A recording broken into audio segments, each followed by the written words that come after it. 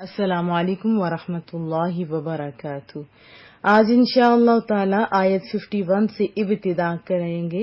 اعوذ باللہ من الشیطان الرجیم، بسم اللہ الرحمن الرحیم۔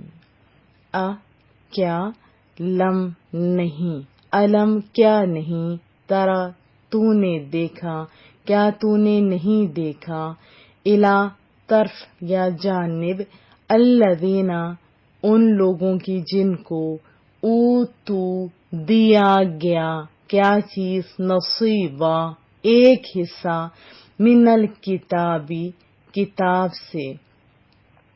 بھلا تم نے ان لوگوں کو نہیں دیکھا جن کو کتاب سے حصہ دیا گیا ہے، یؤمنون وہ ایمان رکھتے ہیں، کس پر، بالجبت اوہام بتوں پر۔ جبت کہتے ہیں نا اوہام، بت ہر وہ چیز جو اللہ کے سوا پوجی جائے، جس سے ساحر، کاہن وغیرہ۔ اور جبت لغت میں ایسی چیز کو کہتے ہیں جو بیکار محض ہو، یعنی الذی لا خیر فی، یعنی ایسی چیز جس میں کوئی بھلائی نہ ہو۔ اور اس کا اطلاق جادو، جادوگر، فالگیری اور خرافات وغیرہ پر بھی ہوتا ہے، کیونکہ رسول اللہ صلی اللہ علیہ وسلم کا ارشاد ہے، وہ سن لیتے ہیں۔ داؤد شریف کے حدیث طیبہ کے اندر ہے، الطرق والطیارۃ والعیافۃ من الجبت، یعنی کنکریاں پھینک کر فال پکڑنے کو طرق کہتے ہیں، اور طیرہ کا معنی ہوتا ہے بدشگونی، اور عیافہ پرندوں کے ناموں، آوازوں اور ان کے گزرنے سے فال پکڑنے کو کہا جاتا ہے۔ تو یہ سب اوہام پرستی کی اقسام ہیں۔ ایک اور تعریف بھی لکھی ہوئی، یعنی مکر و فریب، وہم پرستی، خرافات کو جبت کہا جاتا ہے۔ اور طاغوت کی تعریف جو ہے لغت کے اندر امام جوہری نے یہ کی ہے کہ طاغوت کا اطلاق کاہن پر، شیطان پر بھی ہوتا ہے، اور اس شخص کو بھی طاغوت کہتے ہیں جو کسی گمراہی کا سرغنہ ہو۔ اس کی ڈیٹیل ہم لوگوں نے سورہ بقرہ میں آلریڈی کی ہوئی ہے۔ تو وہ ایمان رکھتے ہیں کس پر، اوہام پر، بتوں پر، والطاغوت اور شیطان پر، اور یقولون اور وہ لوگ کہتے ہیں، للذین ان لوگوں کے متعلق، کفروا جنہوں نے کفر کیا، ہؤلاء یہ سب، اہدی زیادہ سیدھے ہیں۔ مبالغہ کا صیغہ ہے، زیادہ سیدھے ہیں یعنی صحیح راستے پہ ہیں، من الذین ان لوگوں سے جو آمنوا ایمان لائے، سبیلا راستے پر۔ تو اس کا بامحاورہ ترجمہ، کیا نہیں دیکھا تم نے ان لوگوں کی طرف جنہیں کتاب سے حصہ دیا گیا، اب وہ اعتقاد رکھنے لگے ہیں جبت پر، طاغوت پر، اور کہتے ہیں ان کے بارے میں جنہوں نے کفر کیا کہ یہ کافر زیادہ ہدایت یافتہ ہیں ایمان والوں کی بنسبت، یعنی ایمان والوں سے زیادہ یہ ہدایت یافتہ ہیں۔ اولئک یہی لوگ، الذین وہ، لعنت کی، یعنی یہی وہ لوگ ہیں کہ لعنت کی، ہم جن پر، کس نے، اللہ تعالیٰ نے، یہی لوگ ہیں جن پر اللہ تعالیٰ نے لعنت کی ہے یا اللہ نے اپنی رحمت سے دور کر دیا ہے۔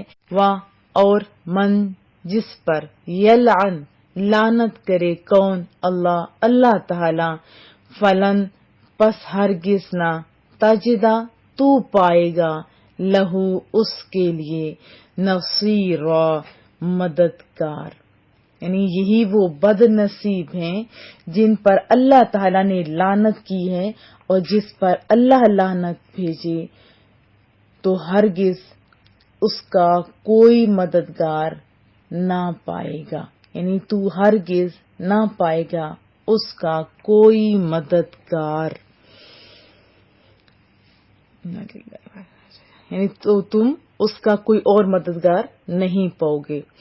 ام کیا لہم ان کے پاس نصیب حصہ ہے من الملک بادشاہی سے فاذا پس تب یعنی اگر ان کے پاس بادشاہی سے یہ جو مملکت ہے زمین و آسمان کے نظام وغیرہ تو یا دنیا کا کوئی بھی نظام فاذا پس تب لا یؤتونا نہیں دیں گے کن کو ناسا لوگوں کو نقیرا ذرا برابر بھی جو ہوتی ہے نا کھجور کی گٹلی کا چھوٹا سا گڑا مراد ہے ہوا ذرا برابر اس سے مراد ہے اور حقیر ترین چیز جیسے عام زبان میں کہتے ہیں نا تل برابر بھی یہ نہیں دینے والا. کیا ان کے لیے کوئی حصہ ہے حکومت میں؟ اگر ایسا ہوتا تو یہ لوگوں کو تل برابر بھی نہ دیتے. یا آپ یہ کہہ سکتے ہیں کہ کیا ان کے پاس بادشاہی کا کچھ حصہ ہے تو لوگوں کو تل برابر بھی نہ دیں گے. کون؟ یہ لوگ. وضاحت جان لیتے ہیں. جنگ احد کے بعد یہود کے 2 سرغنے جو تھے جیسے کعب بن اشرف اور حیی بن اخطب اپنے ساتھ چند جو ساتھی تھے کتابوں میں لکھا جاتا ہے کہ 70 ساتھیوں کو وہ لے کے گئے یعنی 70 یہودی اور بھی ان کے ساتھ تھے تاکہ کفار کو مسلمانوں پر حملہ کرنے کے لیے اکسائیں موٹیویٹ کریں انہیں. تو ابو سفیان نے ان سے پوچھا کہ ہم تو ان پڑھ ہیں اور آپ لوگ اہل علم ہیں صاحب کتاب ہے ہمیں یہ تو بتاؤ کہ راستے پر کون ہے یعنی صحیح راستے پر کون ہے ہدایت پر کون ہے ہم یا محمد.